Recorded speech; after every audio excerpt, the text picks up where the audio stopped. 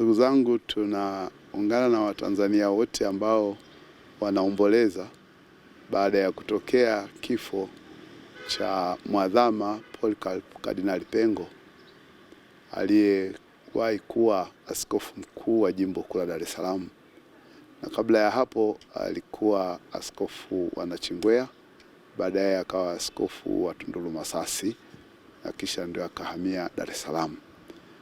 Mwadhama Polycarp Kardinali Pengo kwa nafasi yake ya ukardinali aliyoteuliwa alistahili na kuwa na nafasi ya kuwa mmoja wa washauri wa karibu wa Baba Mtakatifu tangu ile Baba Mtakatifu aliyemteua mpaka hapo alipokuwa amestaafu kazi ile ya kushauri kwa karibu zaidi, japo aliendelea kuwa kardinali na kisha baadaye alipostaafu kuwa askofu wa Jimbo Kuu la Dar es Salaam.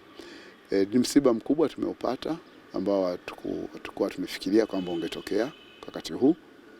Tulimuona akiwa katika uzee wake, akifurahi katika uzee wake, na hapa na pale alikuwa anaweza kuwa na mahangaiko ya afya, lakini alikuwa anaweza kuyasimamia vizuri. Basi msiba ni msiba, umetokea katika mazingira hayo. Tunasikitika, hata hivyo hatupotezi matumaini, tunamwombea kwa Mwenyezi Mungu pumziko la amani.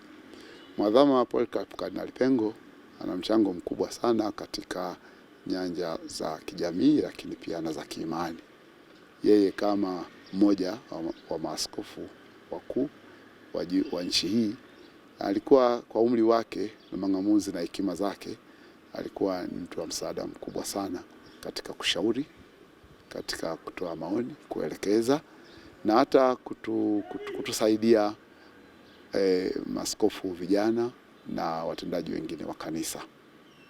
Zaidi ya mang'amuzi yake na taaluma yake, lakini pia alikuwa na fadhila ya unyenyekevu. Aliweza kukaa na watu wote, kuchangamana nao, kuzungumza nao, na alipoombwa msaada wa huduma yake ya kiaskofu hakusita kufanya hivyo tangu akiwa askofu wa Jimbo Kuu la Dar es Salaam, lakini hata baada ya kustaafu kwake aliendelea kuwa msaada mkubwa kwa watu wengi. Kwa alikuwa mnyenyekevu, mpole, msikivu, na aliweza kushirikiana na watu mbalimbali bila shida. Tunamkumbuka sana na tutaendelea kumkumbuka sana kwa mchango wake huo katika huduma hizo za kiimani. Alifundisha na mafundisho yake yalikuwa na nguvu, yalikuwa na mguso, yalikuwa yanafanya watu tugutuke na hata tuweze kuelewa msingi analokisisitiza. Alifundisha kwa dhati kutoka moyoni. Kwa hiyo tunaona alifanya kazi kubwa. Zaidi ya hayo, alihamasisha mabadiliko ya utendaji wa kanisa, hasa mafanikio yake. Baraza la Maaskofu limeendelea kukua mara kwa mara, ikiwa ni pamoja na ongezeko la mapadri, maaskofu, majimbo, na sasa tunategemea kuwa na jimbo jipya mwezi wa 3 tarehe 19. Haya mabadiliko mengi ya Kanisa Katoliki Tanzania, yeye alikuwa kati ya walioshuhudia. Sababu tangu amekuwa askofu miaka 1980 mpaka sasa kuna mabadiliko mengi, na hivi amekuwa chachu ya maendeleo. Kama kardinali alikuwa mshauri mzuri sana wa Baraza la Maaskofu. Aliwashauri maaskofu wa baraza na aliwasikiliza pia walipomkaribia na kupata ushauri. Kwa upande wa imani tunamshukuru, tunamkumbuka, tunamwombea na tunaamini Mwenyezi Mungu ataona hayo aliyoyafanya. Katika jamii ya Watanzania, yeye kama mzee na hekima zake na nafasi yake ya kijamii, alifurahia heshima aliyoipata kutoka kwa watu.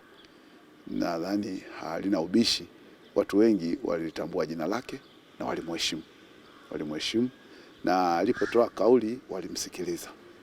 Hilo tunaliona. Na mara zote alipotoa kauli kwake zilikuwa kauli za kujenga, kauli za kuboresha kitu ambacho kinadorola au kuna jambo aliende vizuri, aliweza kutoa kauli ili jamii iweze kulishughulikia tofauti na kuleta hali nzuri zaidi.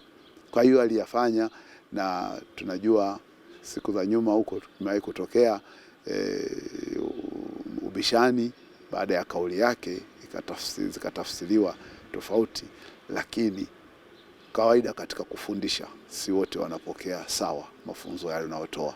Wengine watapokea tofauti, na hivyo kinachotakiwa tu ni ule ukweli. Yeye hakuteteleka baada ya kutoa maoni yake, hakuteteleka kwa sababu alichokuwa anakisema kilikuwa kina msingi wa ukweli. Akiwa mbobevu katika masomo ya maadili, kila mara alizungumza akisisitiza misingi ya maadili, namna ya watu kuishi kiadilifu na watu wahusiane kwa uadilifu. Sasa katika namna hiyo, kwa vyovyote, wapo wasiopenda kushauriwa katika mambo ya uadilifu walikerwa na kauli zake, lakini ndio kawaida ya mwalimu, kawaida ya anayefundisha. Wakati fulani anaweza sieleweke.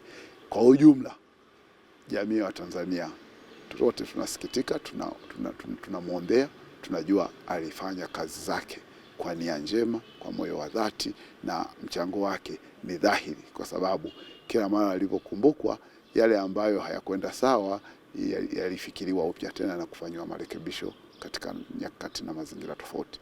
Kwa hiyo ni hayo naweza kuyasema juu ya Mwadhama Polycarp Kardinali Pengo. Kutoka kwa Mwadhama Polycarp Kardinali Pengo naamini hapo mengi.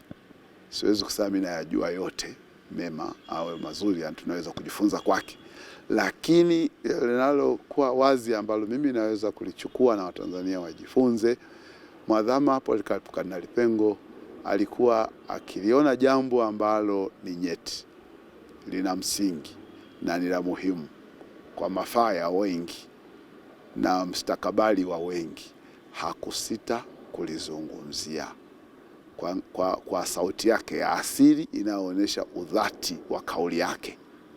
Hilo tunalikosa wengine, wakati fulani tunaweza kushindwa kuzungumza, hata kama kwa macho na hisia zetu tunaona kwamba hapo jambo haliendi vizuri.